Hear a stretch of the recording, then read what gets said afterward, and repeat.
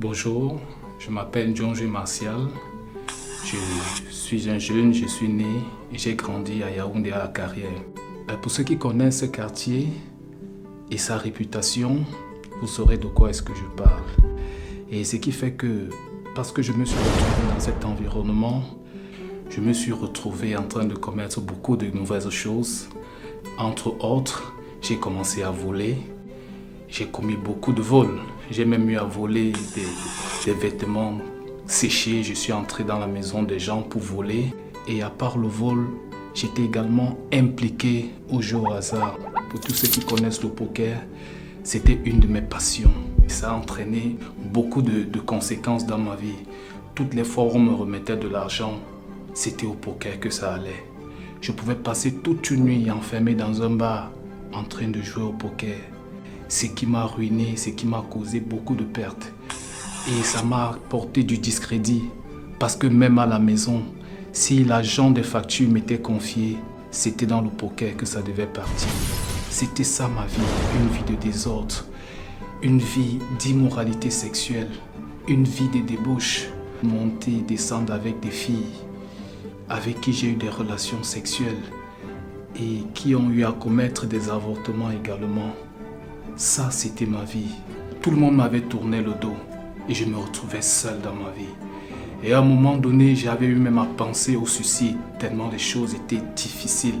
Je me suis retrouvé en train de fuir la ville dans laquelle j'ai grandi pour me retrouver au Mongo, dans la ville de Loum.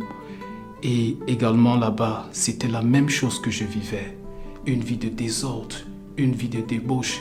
Ça me donnait une très très mauvaise réputation. Et j'avais tellement de personnes qui me traquaient parce que je leur devais de l'argent.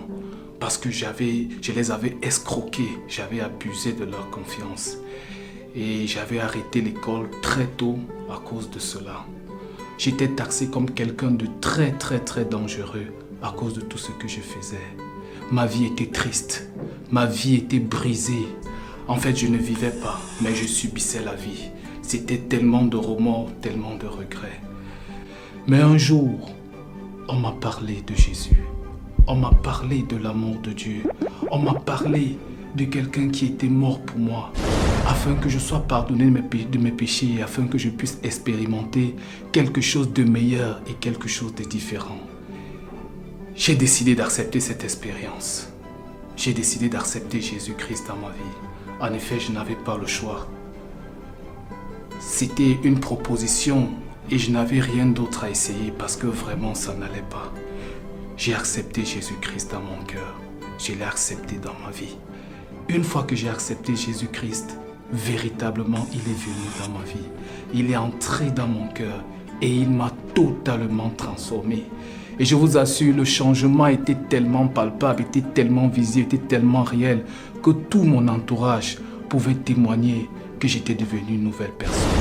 Du voleur que j'étais, Jésus-Christ m'a délivré du vol.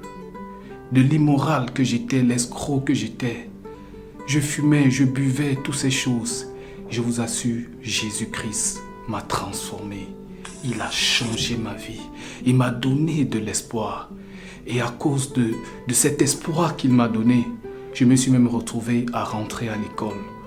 Et j'ai pu avoir mon baccalauréat. J'ai pu me faire former et j'ai commencé à travailler. Tout allait désormais tellement bien. Je travaillais et en même temps, je servais ce Dieu qui m'a offert cette grâce, qui m'a offert cette opportunité de vivre une vie différente. Et depuis lors, j'ai nagé dans sa grâce et dans sa bénédiction. Et par sa grâce également, aujourd'hui, il m'a béni avec une merveilleuse épouse, avec des enfants merveilleux, avec qui je mène une vie tellement paisible et une vie tellement agréable. Ça, c'est ce que Jésus-Christ a fait. Je lui suis infiniment reconnaissant parce que tout ce que je vis et j'expérimente aujourd'hui, c'est le fruit de son amour et le fruit de sa grâce. Je voudrais juste te dire que tu peux expérimenter ce que je viens de partager. Oui, Jésus-Christ est réel. Son amour est vrai et son amour est palpable. Si toi également, tu décides de lui ouvrir ton cœur, si tu décides de lui donner ta vie, je t'assure mon frère, je t'assure ma soeur que tu pourras expérimenter toutes ces choses merveilleuses dont je suis en train de parler. Je t'invite à lui ouvrir ton cœur, à l'accepter dans ta vie et à te soumettre à lui. Et je t'assure que tu pourras désormais vivre quelque chose de meilleur et quelque chose de différent. Que Dieu te bénisse.